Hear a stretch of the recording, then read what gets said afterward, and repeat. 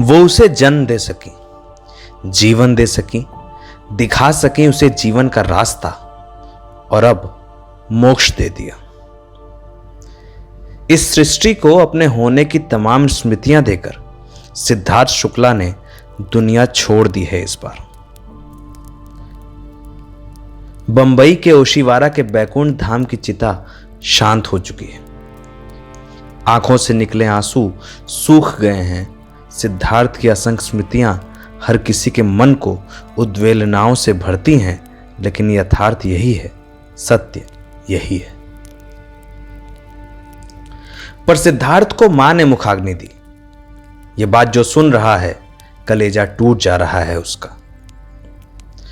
ओशिवारा के अंतिम संस्कार स्थल से निकलती मां का वो बेटा खुशनसीब था, जिस मां के सामने जीवन में पहली बार पलकें खोली, आखिरी बार उसी के सामने शरीर की शिराओं में स्पंदन हुआ। लेकिन ठहर जाओ एक मिनट, क्या सच में मां के हाथों मुखाग्नि ये त्रासदी है, अनंत है, अतिशयता है? मां कैसे दे सकती है मुखाग्नि, वो भी अपने बेटे को? यह दृश्य इस दुनिया की परिकल्पनाओं से परे था। उस मां के मन का सोचिए। सिद्धार्थ के इस दुनिया में आने के बाद जिसने उन्हें पहली बार पलकों को खोलते देखा, वो कैसे बेटे को अग्नि के हवाले कर सकती थी? उससे नहीं हो सकता था ये, पर मजबूरी थी, मां ने ऐसा किया। सिद्धार्थ का बचपन में उंगली पकड़ना, चलने की कोशिश करने पर गिरना, खाना ना खाने की जिद करना, रोने पर लिपट कर शांत हो जाना, जवानी की पहली कमाई से आखिरी सांस तक मां ने सबको देखा। वो सबकी साक्षी रही।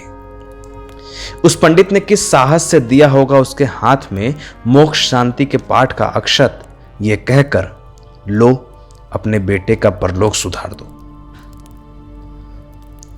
पर क्या परलोक सुधार पाएगी मां? उसने सोचा होगा कि ये बेटा उसे ही मोक्ष देगा।